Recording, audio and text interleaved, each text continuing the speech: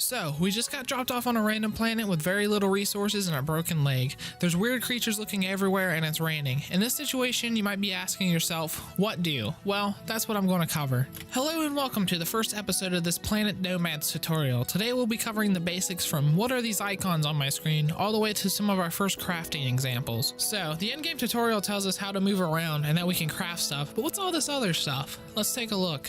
In the bottom left-hand corner of the screen is our vitals. At the top of it is our total health, and underneath it, starting from the left, is our stamina, hunger, and thirst. The health is pretty self-explanatory. If we hit 0, we hit the ground. Our stamina determines how long we can run and work for. There's also a stamina bar that wraps around our stats and depletes when we run, but this will fill back up on its own. However, the speed of our run is determined by the number under the stamina icon, and if it gets too low, we'll not be able to run or jump. For now, we're just going to say that both of these can be replenished through sleeping in our drop pod, which can be done by pressing E next to it and pressing space while inside of it. There's other things that will aid us, but we'll cover those in episode 3, surviving. The other two icons are hunger and thirst. Our hunger determines how fast our stamina decreases and how fast our health increases, as well as our mining, cutting, and welding. When it gets too low, our stamina will decrease faster and we'll do things slower. At the same time, thirst does pretty much the same thing, except instead of affecting the speed of our actions, it determines how well we adapt to unsuitable temperatures. These can be replenished by eating the pills and drinking the water that we start off with, but there's more that we'll also cover in episode 3. Also wrapped around our stats is our suit battery charge. The suit battery affects our ability to jetpack, use a flashlight, and use our own multi-tool once its charge is depleted. There's really nothing at this point that affects it, and it will replenish on its own, just like our stamina. The main thing that we'll use throughout this game is the multi-tool, which basically does everything. It can mine resources, build components, and even kill hostile animals. Most of the interaction that we have with the environment will be through this tool, which makes it extremely important. To keep it running, we have to keep it full of batteries by pressing R. In the bottom right-hand corner, the top number is the charge of our current battery, and the bottom number is the charge of the batteries in our inventory. If we run out of batteries, it'll start to use our suit battery, which makes mining resources a lot slower. To prevent this, we can gather silicon, biomass, and carbon to craft more batteries in the 3D printer, which we'll look at later. To survive on this planet, we'll need some supplies. We can get our food from hunting down animals or by harvesting fruitage off of plants. Water can be acquired via any open body of water. Be careful though. Until you have a means of processing these raw items, you'll take a bit of toxicity every time you consume one, which isn't good. For everything else, we'll have to start mining.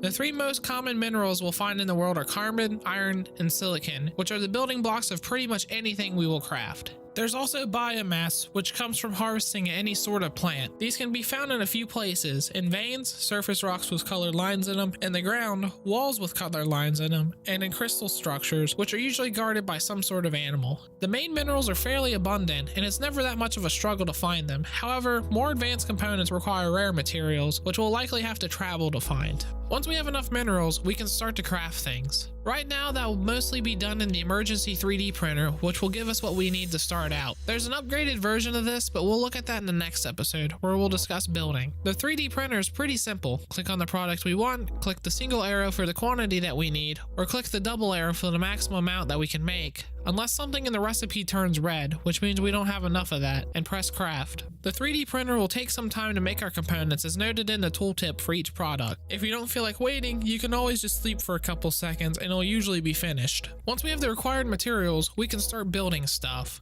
The requirements for each item are noted in their tooltips, which you can always view while printing while in Build Vision. To get into Build Vision, just press Tab. At the bottom will be our hotbar of items. To put something there, press B and bring up the building menu. There will be a bunch of stuff locked, but most of that will be covered in later episodes. For right now, you'll have to build a base block to unlock the basics. Take whatever you want and put it in your hotbar. Once you select it in this world, a hologram will pop up and let you see where it will be built. If you have enough basic frames, you'll be able to place a skeleton of it down, and if you have the right resources, you can fill it in by holding down the left mouse button until its durability is all the way up. If you lack something required, it will glow red in the top left of your screen. If you want to delete something, press right mouse button and it'll take it down and put the use resources back into your inventory. Building is a completely separate topic, and for right now, you want to focus on building a couple things: the 3D printer, a compact container, and maybe a few base blocks after you get the first unlock out of the way, if you're feeling special. Everything else is a bit more complicated, and you should have enough resources starting out that you won't need much more. However, it's a good idea to have a container in order to keep your stuff safe in case you die, and for combating your ridiculously small inventory. Once you have that, you have the bare minimum to survive, at least for now. In the next episodes, we'll be covering building, including electricity, a bigger printer, and finishing off with a complete shelter, and surviving,